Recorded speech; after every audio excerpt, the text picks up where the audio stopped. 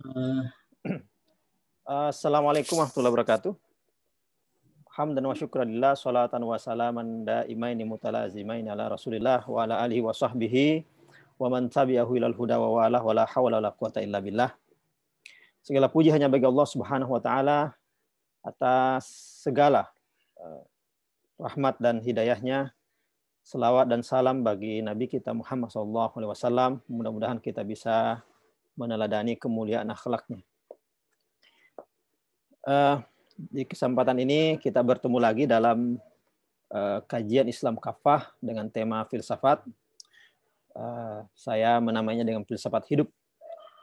Dan tema kita pada hari ini lebih khusus, secara spesifik kita membahas tentang kehendak bebas. Ya. Benar tadi dikatakan oleh Ustadz Karim Bakri bahwa kehendak bebas itu biasa disebut dengan free will. Ya.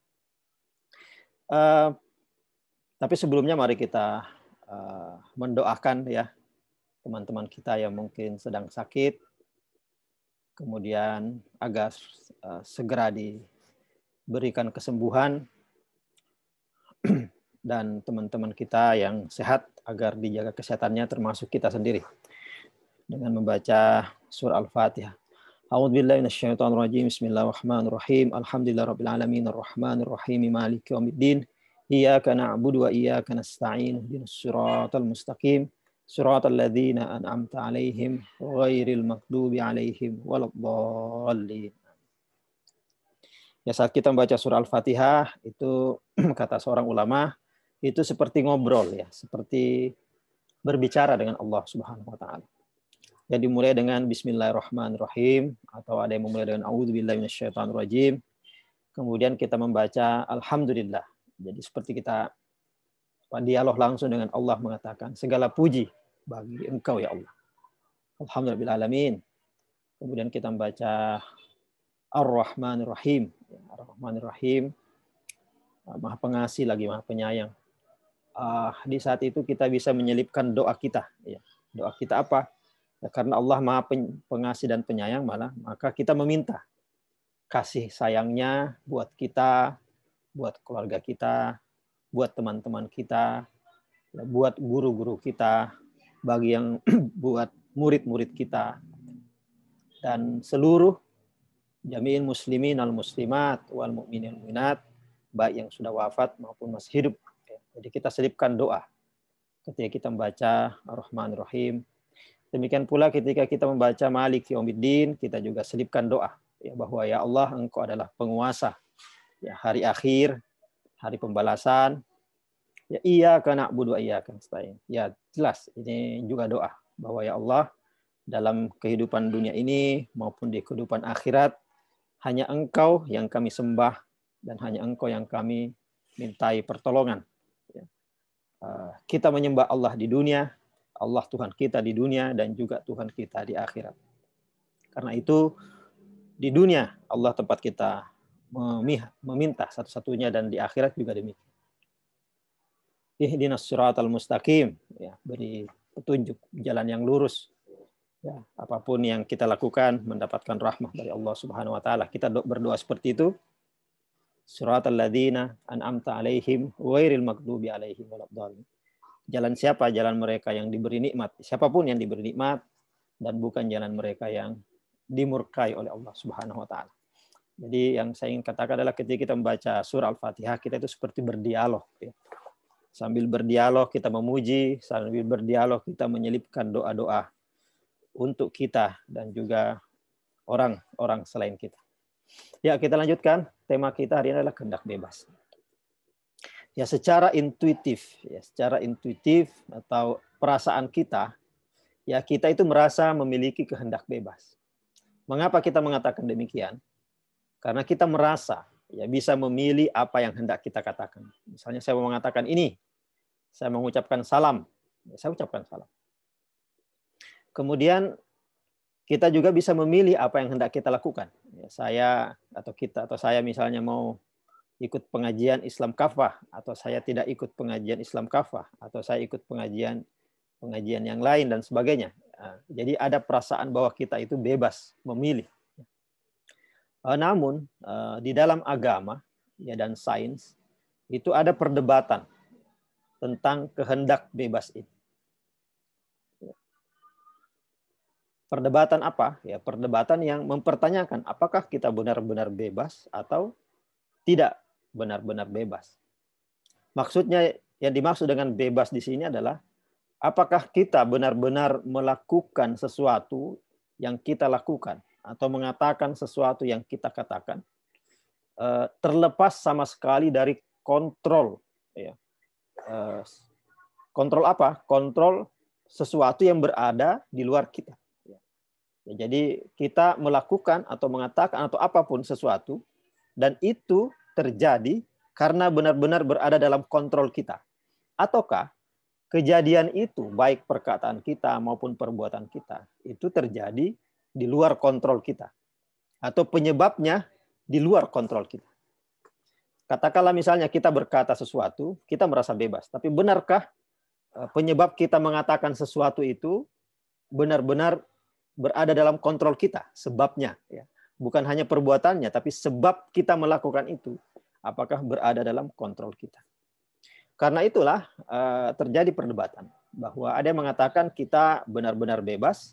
Ada juga yang secara cukup pesimis mengatakan bahwa kita nggak bebas. Sesungguhnya kebebasan itu hanyalah ilusi, kata mereka. Nah, di dalam sejarah, perdebatan tentang kehendak bebas itu pertama kali diperkenalkan oleh agama, atau dalam agama. Kenapa? Kenapa dalam agama terjadi perdebatan tentang kehendak bebas? Karena diperhadapkan antara kehendak manusiawi dengan kehendak ilahi. Jadi ada kehendak manusiawi, ada kehendak ilahi. Kalau kehendak manusiawi yang dominan, maka kita bisa mengatakan diri kita bebas. Tetapi kalau kehendak ilahi yang dominan, ya maka bisa dikatakan kita tidak bebas. Kita tidak punya otonomi. Disitulah perdebatan. Karena itu nanti ada yang mengatakan kehendak manusiawi lah yang bebas. Maka kita punya otonomi, kita punya kebebasan. Tetapi kehendak ilahi lah yang dominan. Ya, atau bahkan tidak menyisakan sedikit pun kebebasan bagi manusia. Maka pada saat itu kita atau orang memahami bahwa kita sama sekali tidak punya kebebasan. Lalu di mana perdebatan itu mulai? Ya, dimulai dari dua sifat Allah Subhanahu wa taala. Ya, di satu sisi Allah itu Maha Tahu, di sisi lain Allah Subhanahu wa taala Maha Kuasa. Ya. Jadi Allah Maha Tahu sekaligus Maha Kuasa. Ya. Pengetahuannya yang maha ini membuat kita hampir-hampir tidak punya kebebasan, ya, karena sudah mengetahui apa yang kita lakukan, baik itu perbuatan baik maupun perbuatan buruk. Begitu pula Allah Maha Kuasa. Maha Kuasa menguasai baik perbuatan kita baik ataupun perbuatan kita buruk. Misalnya jika Tuhan Maha Tahu, maka pastilah Dia telah mengetahui pilihan-pilihan kita.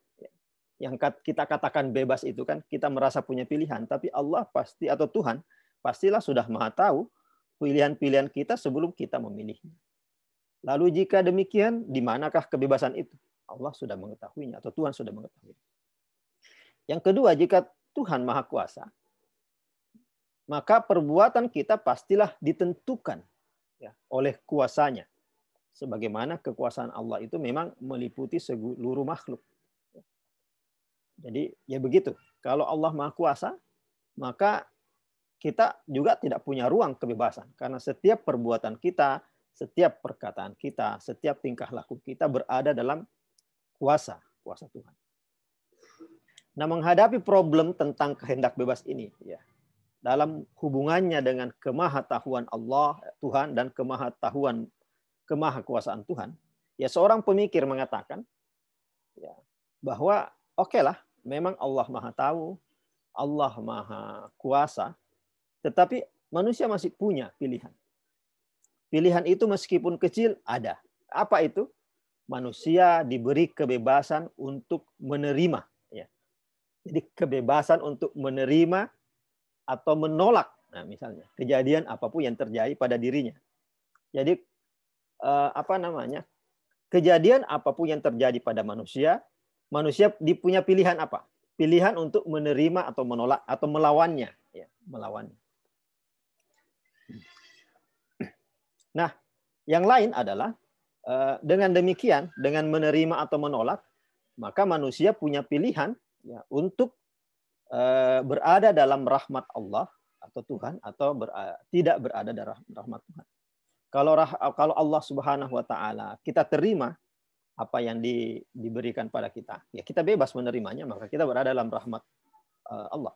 Tapi kalau kita menolaknya, ya, maka kita tidak berada dalam rahmat Allah. Jadi kebebasannya dalam bentuk seperti itu, ya. Bukan kebebasan yang selama ini kita maksud. Jadi kebebasan apa? Ya, saya ulang lagi, kebebasan untuk menerima atau menolak apa yang diberikan oleh Allah. Kemudian kebebasan untuk apa? Kebebasan untuk menerima atau menolak ampunan ya, atau rahmat dari Allah ketika kita menerima apa yang ditakdirkan kepada kita, atau kita tidak mendapatkan rahmat akibat kita menolak, ya, kita melawan apa yang ditakdirkan kepada kita. Nah, itu salah satu jawaban tentang kenyataan itu. Jadi manusia memang hampir-hampir tidak punya kebebasan, tapi masih punya kebebasan. Kebebasan apa tadi? Menerima atau menolak, kemudian mendapatkan rahmat atau tidak mendapatkan rahmat. Kemudian ada juga yang mengatakan bahwa orang ini kalau tadi kebebasannya atau kehendak bebas manusia itu sedikit, ya, kalau ini agak besar, bahkan disebut menyeluruh. Jadi begini katanya, Tuhan itu berada di luar waktu. Ya, jadi kita kan berada dalam waktu, Tuhan berada di luar waktu. Jadi Allah itu tidak mewaktu. Apa yang disebut tidak mewaktu? Ya, Allah berada di luar waktu. Dalam ajaran Islam kadang disebut Allah itu meliputi segala hal, termasuk ruang dan waktu. Nah, terutama waktu. Ya. Karena Allah berada di luar waktu, ya, Allah itu tidak terpengaruh oleh waktu. Jadi Allah misalnya tidak bisa disebut menua, menjadi muda. Ya, kenapa? Karena Allah berada di luar waktu. Nah, kalau kita berada dalam waktu, karena itu kita menjadi tua, ya, menjadi berubah seiring waktu. Kita misalnya mengalami sakit, ya, kemudian karena waktu kita sembuh, ya, begitu. Jadi kita berada dalam waktu. Nah, yang ini ditekankan di sini adalah Allah itu tidak berada dalam waktu. Nah, karena Allah tidak berada dalam waktu atau berada di luar waktu, ya maka Allah sama sekali tidak berpengaruh, ya, tidak mempengaruhi kehidupan kita di dunia ini. Ya, karena kalau Tuhan sudah mempengaruhi kehidupan kita dan dunia, maka Allah itu masuk ke dalam waktu, masuk ke dalam waktu. Jadi ruang dan waktu ini ada di dalam manusia. Nah, apa yang disebut kita memilih, ya, kita melakukan sesuatu, ini berada dalam ruang dan waktu. Sedangkan Allah berada di luar itu. Jadi Allah tidak mencampuri, ya, urusan yang ada di dalam ruang dan waktu. Jadi ibaratnya begini, Allah sudah menciptakan segala hal, sudah jadi, maka kemudian segala hal itu berlangsung sedemikian rupa tanpa campur tangan Allah lagi. Nah, ini diumpamakan, ya. Diumpamakan dengan seperti kalau kita pernah menonton film, ya. Jadi meskipun ya film itu sudah jadi kan, kalau kita nonton film, ya, film itu sudah jadi.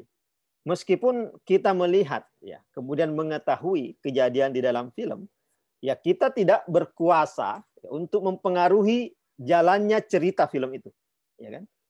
Kita pengennya begini, kita pengennya begitu, tapi film itu sudah berlangsung sedemikian rupa. Nah, itu perumpamaannya. Ya, Allah berada di luar waktu, sehingga apa yang berlaku dalam film tanda petik bebas, ya, terjadi apapun tanpa intervensi kita ke dalam jalannya cerita di dalam film itu. Nah, ini salah satu argumen yang ingin mengatakan bahwa manusia itu sungguhnya bebas, bukan tidak bebas. Bahwa Allah Maha Kuasa, Allah Maha Tahu, tapi kemahakuasaan Allah itu dan kemahatahuan Allah itu tidak mempengaruhi, ya, tidak mendikte yang manusia yang berada dalam ruang dan waktu. Mengapa? Karena Allah berada di luar ruang dan waktu. Sebagaimana kita berada di luar cerita film dan kita hanya menonton filmnya. Meskipun yang membuat film itu kita. Walaupun sudah berlangsung begitu saja film yang sudah jadi itu. Oke. Tetapi konsep tentang ini atau konsep tentang Tuhan berada di luar waktu, ya memang memberi pemahaman ya, memberi pemahaman kepada kita bahwa ada bentuk kebebasan manusia. Tetapi argumen ini dianggap tidak begitu kuat. Kenapa tidak begitu kuat? Karena dianggap ya bisa menjawab tentang kemahatauan Allah. Ya Allah tahu tapi tidak mencampuri kan. Film itu sudah tidak dicampuri, Allah Maha tahu. Tetapi dalam urusan kemahakuasaan terlihat terasa ada yang janggal. Kenapa? Kalau memang Allah Maha Kuasa harusnya ya beda dengan kita yang menonton film yang tidak bisa mengubah jalannya cerita. Karena kita tidak cukup Maha Kuasa. Tapi Allah yang Maha Kuasa ya tentu saja bisa mengubah jalannya cerita sebuah film misalnya. Berarti dalam konsep kemahakuasaan Allah, konsep Tuhan berada di luar waktu ini masih ada pertanyaan. Nah, karena itu ada pemikir yang mencoba merespon lagi, merespon kenyataan ini. Ya, pemikir tersebut mengatakan bahwa Tuhan memang telah menentukan siapa yang selamat dan siapa yang tidak selamat. Jadi sudah ditentukan dari zaman azali. Siapa yang selamat nanti, siapa yang tidak selamat, siapa yang masuk surga dan siapa yang masuk neraka. Nah, respon ini tentu saja membolak-balik tadi itu, membalik membalik atau berkebalikan dengan konsep yang saya sebutkan sebelumnya bahwa manusia punya kebebasan penuh yang tidak dicampuri oleh Allah. Yang belakangan ini mengatakan, oh memang manusia memang tidak bisa apa-apa. Apapun yang terjadi ini sudah berada di luar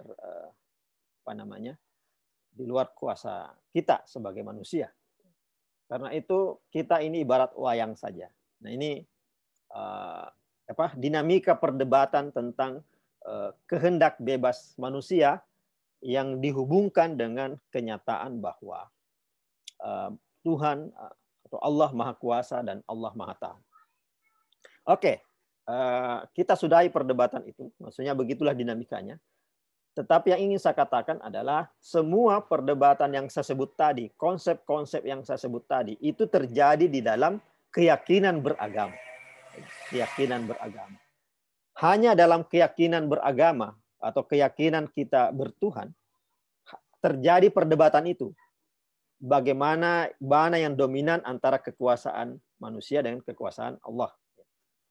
Nah, disitulah terjadi perdebatan tentang ketidakbebasan manusia atau kebebasan kehendak manusia. Nah, ada yang mengatakan bahwa kalau seandainya ada manusia yang tidak bertuhan, maka tidak perlu ada perdebatan seperti itu kan? Ya kan?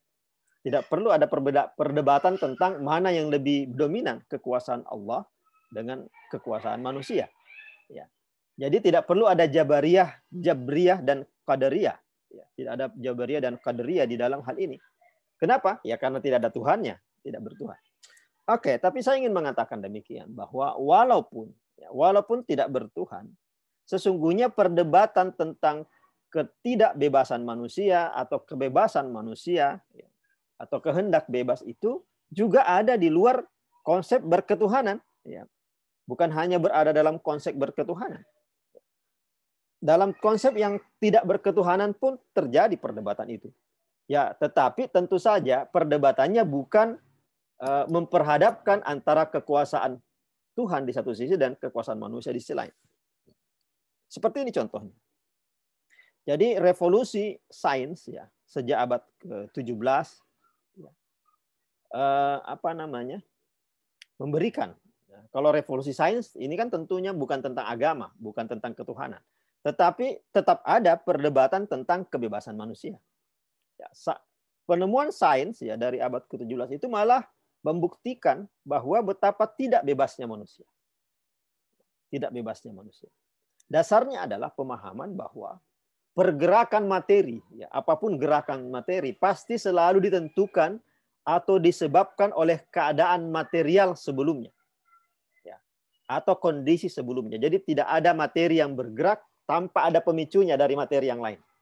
Seperti pernah lihat nggak bandul yang saling saling bersentuhan itu? Nah, kalau tidak terjadi, ini contoh sederhana, tidak terjadi benturan, maka tidak terjadi benturan lain.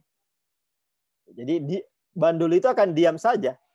Nah, kalau ada orang yang menggerakkan, misalnya Ustaz Abdul Karim menggerakkan, angkat dikit, nah bergeraklah dia, saling tidak pernah berhenti. Seperti itu. Nah, seperti itu. Jadi di dalam sains disebut begitu, bahwa tidak mungkin ada gerakan tanpa ada penyebab sebelumnya. Baik itu penyebabnya dalam material maupun kondisional, ya, kondisi. Nah, manusia pun demikian. Itu sangat tergantung pada tubuh materialnya. Misalnya pilihan-pilihan kita itu kan terbatas pada tubuh material kita kan. Misalnya kenapa saya harus memakai krim pemutih? Apakah saya bebas memakainya? Ya tidak bebas. Kenapa? Karena saya berkulit hitam misalnya. Maka saya memakai krim pemutih. Kenapa saya perlu begini? Karena begini. Jadi selalu ada karena untuk segala hal. Ya, apalagi secara fisik. Nah, kesimpulan dari situ adalah bahwa semua pilihan kita ditentukan oleh kenyataan dan kondisi yang berada di luar kontrol kita. Berada di luar kontrol kita. Nah, itu penemuan sains sejak abad ke-17 bahwa kita sama sekali tidak bebas.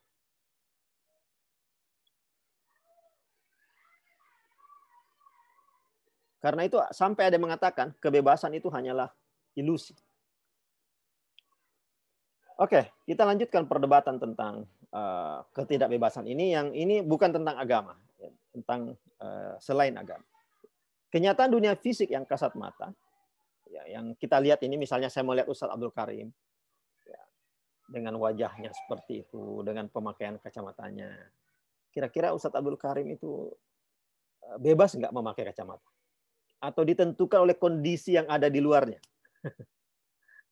Saya misalnya pakai peci. Apakah saya bebas pakai peci? Tidak. Masa saya ngasih pengajian, teman-teman pakai peci, saya nggak pakai peci. Maka kenapa saya pakai peci? Disebabkan oleh sesuatu yang di luar kuasa saya. Berarti saya tidak terlalu bebas. Kenapa kalau kita ke acara pernikahan orang pakai batik? Ya, kondisi yang membuat kita memakai batik. Masa pakai kaos oblong? Ya, kalau kita mau bebas ya pakai kaos oblong. Tapi ternyata kan tidak. Jadi perbuatan-perbuatan kita, ya, sampai dikatakan seperti ini ya. Kalau secara biologi fisika ya, bahwa kenyataan dunia fisik yang kasat mata sesungguhnya pada level terkecil itu dipengaruhi oleh untung-untungan probabilitas di tingkat submikroskopis. Ya. Jadi gerakan submikroskopis ada sekecil-kecilnya dalam, misalnya kalau mikroskopis itu artinya kalau diteropong lebih jauh ya sampai sekecil-kecilnya bagian terkecil tubuh kita. Ya. Sesungguhnya gerakan di sana itu tidak bisa diprediksi, bergerak begitu saja. Diprediksi. Dan hanya berlaku menurut hukum probabilitas itu sendiri. Jadi gerakan terkecil atom-atom dalam tubuh ini tidak bisa diprediksi, bergerak kemananya itu nggak bisa diprediksi. Nah, ketidakmampuan diprediksi itu yang memunculkan pemikiran, ya, bahwa oh inilah kayaknya kehendak bebas itu. Karena tidak bisa diprediksi, maka kehendak bebas itu ada di situ. Jadi gerakan atom dalam tubuh kita kan nggak bisa diprediksi. Nah, gerakan itulah kayaknya yang bernama kehendak bebas atau free will tadi. Namun pertanyaannya, apakah probabilitas itu, ya, kemungkinan itu adalah kehendak bebas? Bukankah itu lebih mirip dengan menggelindingkan koin dan pada akhirnya koin itu akan jatuh dan memilih salah satu sisinya. Jadi kalau kita menggelindingkan koin kan pasti akan jatuh salah satu sisinya.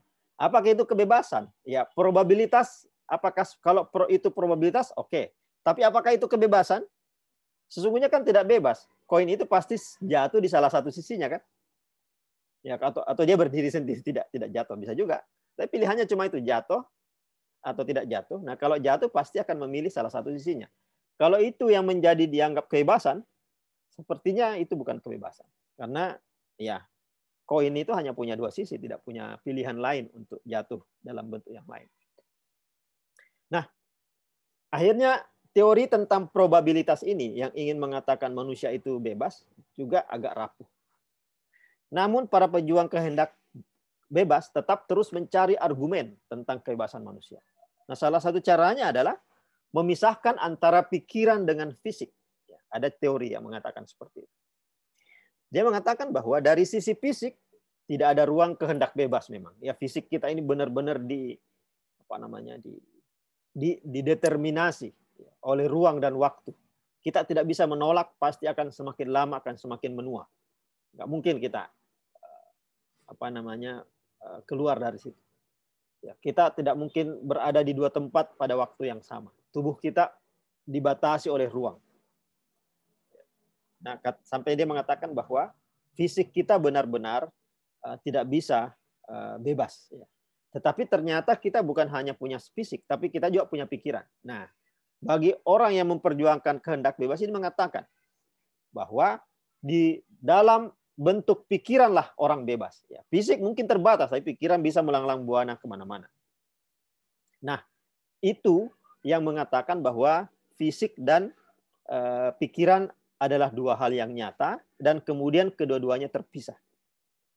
Tetapi bagi mereka yang mengatakan, oke, fisik dan pikiran itu nyata, tetapi kedua-duanya tidak terpisah, saling mempengaruhi. Nah, pertanyaannya, mana yang lebih mempengaruhi?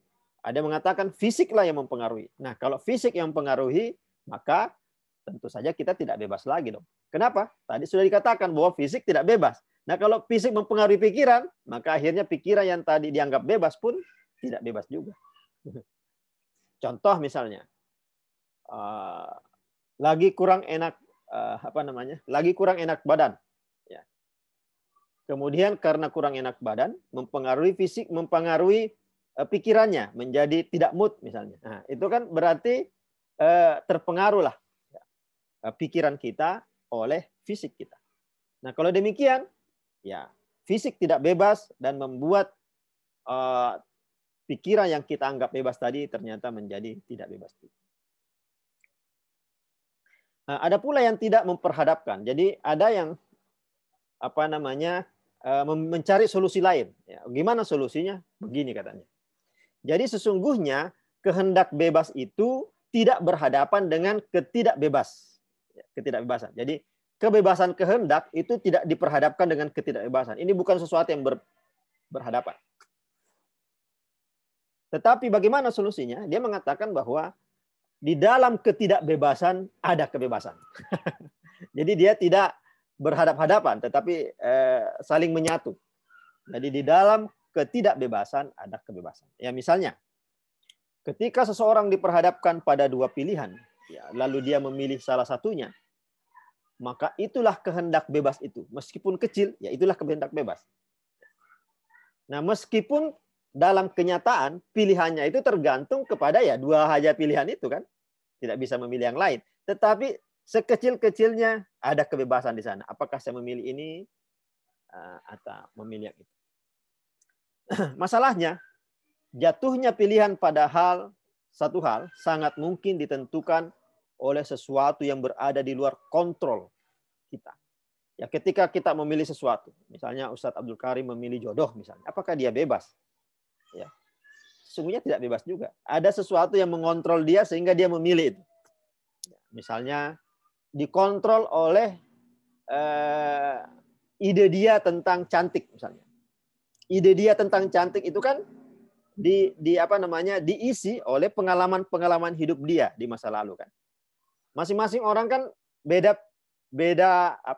pilihan atau beda pendapat tentang cantik. Nah, dari mana perbedaan pendapat itu? Dari informasi-informasi yang nyampe ke kepala kita, ke mata kita, ya, ke panca indera kita. Nah, oke, kita punya pilihan konsep tentang apa yang Ustadz Abdul Karim punya konsep tentang apa itu cantik dan dia bebas memilih. Tetapi apakah Ustadz Abdul Karim bebas memilih informasi yang masuk ke dalam kepalanya yang kemudian membentuk konsep dia tentang cantik? Itu yang dia tidak bisa. Itu yang kita tidak bisa prediksi. Jadi walaupun kita bebas memilih ini, tetapi yang mempengaruhi kita memilih itulah yang kita tidak bisa prediksi dan tidak bisa kita kontrol. Dia datang begitu saja membentuk kita siapa, sehingga kita memilih sesuatu yang kita anggap kita bebas memilihnya, padahal dia dilatar belakangi oleh banyak hal yang sungguhnya itu berada di luar kontrol kita. Namun kata orang ini, ya kata yang mengatakan bahwa kita masih punya kehendak bebas, bahwa ya tetap aja waktu kita memilih itulah, waktu kita menjatuhkan pilihan itulah kehendak kita. Ya memang pilihan tersebut didahului keadaan yang sangat menentukan, tetapi tetap saja pilihan itulah yang dibuat oleh seseorang dan itulah kebebasan. Nah, sebelum diakhiri, saya ingin menyampaikan sebuah pendapat yang dikatakan oleh seorang filosof. Dia mengatakan begini, kata kehendak, ya, kata will, ya, atau kata iradah, ya, itu sudah mengisyaratkan kebebasan katanya. Jadi kata itu, kehendak atau kemauan, itu sudah mengisyaratkan kebebasan. Jadi kebebasan itu ada. Kenapa? Ya kata itu sendiri sudah mengisyaratkan kebebasan. Seandainya kebebasan itu tidak ada, maka kata itu pun tidak ada. Kata will itu enggak ada, kata iradah itu tidak ada, kata mau, kata ingin itu tidak ada. Oke, saya kira itu sebagai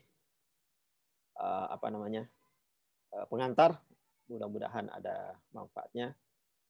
Silakan Pak Ustadz Abdul Karim.